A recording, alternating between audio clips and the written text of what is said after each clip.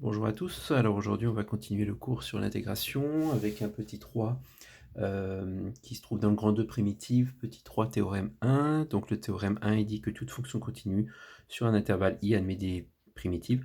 Donc je vous l'ai symbolisé sur ce schéma là, vous avez une fonction f qui est représentée par la courbe CF, et bien la fonction qui à x associe l'intégrale de ax de f de t dt est une primitive de la fonction f, donc on a bien conscience que si la fonction est continue, eh bien elle admet forcément des primitives. Soit f est une fonction définie sur i, si f est une primitive de petit f sur i, alors toutes les primitives de f sont les fonctions g définies par g de x égale f de x plus une constante, donc elles sont toutes définies à une constante près, c'est la propriété 2. Et si x0 appartient à l'intervalle i et y0 a un réel, il existe une unique primitive de f qui prend en x0 la valeur y0. Concrètement, je vous l'ai fait sur un exemple. Si on a une fonction petit f, et qu'on cherche la primitive, là cette fois-ci on peut dire là, puisqu'il n'y en a qu'une seule qui s'annule en 1. Donc en fait, on va avoir, alors je vous ai symbolisé ici la recherche des primitives, donc je le fais une fois, mais après vous verrez qu'on le fera même plus. C'est-à-dire que quand on cherche une primitive d'une fonction polynôme, eh bien il suffit tout simplement de voir que, donc on prend chaque monôme indépendamment. Chaque monôme est de la forme x puissance n, donc u puissance n c'est la primitive, n u puissance n moins 1 fois u', donc le u correspondant au petit x ici, et le n moins 1 correspondant en gros à moins n ici. Donc il faut mettre n plus 1 pour que lorsque je vais dériver, j'obtienne n. Parce que l'objectif, je vous le rappelle, c'est que dans la case en bas à droite, on retrouve xn. Donc ce qui fait xn plus x puissance n plus 1, quand on le dérive, ça fait n plus 1 x puissance n. On s'aperçoit qu'n plus 1 étant trop, parce qu'on voulait que ça. Donc on divise par n plus 1 de chaque côté. Bref, tout ça pour dire qu'une primitive de x puissance n, c'est x puissance n plus 1 sur n plus 1. Donc quand vous voyez x au carré et que vous cherchez une primitive, c'est tout bête, il suffit d'écrire x au cube sur 3. Une primitive de x au carré sur 2. Une primitive de x puissance 100, c'est x puissance 101 sur 101. On recopie les constantes. Et une primitive de 8, c'est 8x. Une primitive de 0, c'est une constante. Donc cette fameuse constante, c'est elle qu'il faut déterminer pour obtenir notre fameuse primitive de f qui s'annule en 1. Donc je l'ai simplifié la primitive, donc 6x au cube sur 3, on obtient 2x au cube, moins 2x carré, plus 8x plus k.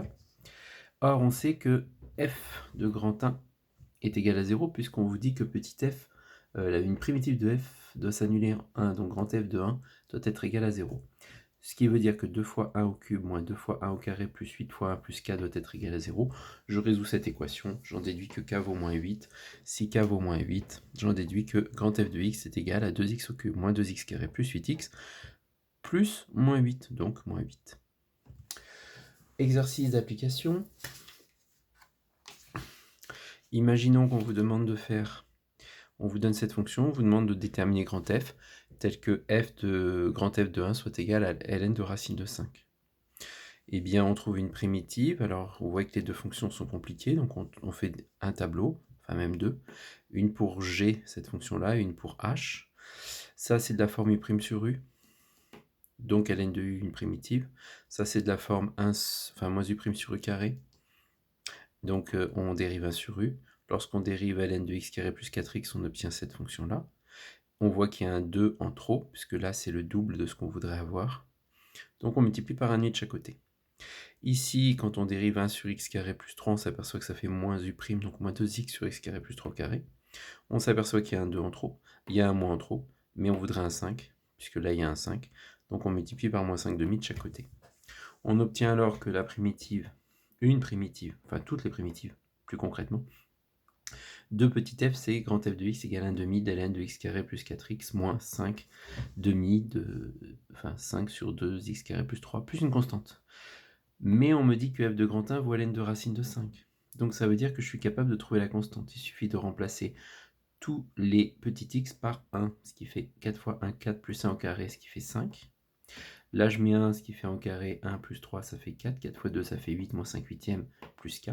Ce qui veut dire que du coup j'en déduis que la valeur de k, c'est 5 huitièmes, puisque les ln de racine de 5, alors il faut savoir qu'un demi d'ln de racine de, enfin, un demi d'ln de 5, c'est ln de racine de 5. Donc ceci et ceci part, ce qui veut dire que k égale 5 huitièmes. On en déduit que la fonction grand f était égale à un demi de ln de x carré plus 4x. Moins 5 sur 2 facteur de x carré plus 3, plus ma constante qui vaut 5 huitièmes. Deuxième exemple, je vous invite à faire une petite pause sur la vidéo et d'essayer de faire tout seul le 20, page 259, et de regarder après si vous avez la même chose que moi. On nous demande dans cet exercice numéro 20 de montrer que toutes les primitives de petit f sont données sous cette forme-là. Donc quand on vous dit ça, il suffit de dériver grand F et de vérifier si on obtient bien petit f. Or quand je dérive grand F, on obtient ceci, ce qui fait bien petit f, donc il n'y a pas de souci. Ensuite, on cherche la fonction, la primitive, telle que f de 1 soit égal à moins 5. Donc comme je sais que mes primitives sont de la forme moins 3,5 x carré plus 4x plus k, eh bien il suffit de remplacer tous les x par 1 et dire que le résultat doit être égal à moins 5. J'obtiens alors moins 3,5 fois 1 au carré, donc 1, plus 4 plus k égale moins 5. Ce nombre-là fait 0,5, que je transpose, ça fait moins 5,5. J'obtiens alors toutes les primitives de f. Voilà ce qui termine le numéro 20. Donc pour la prochaine fois, pour la prochaine vidéo, eh bien, il va falloir que vous me fassiez l'exercice 21, page 259, qui est le suivant. Alors attention, il y aura un point bonus, ODS sur l'intégration, donc le numéro 8, pour le plus rapide d'entre vous. Voilà, donc bon courage et à bientôt pour une prochaine vidéo.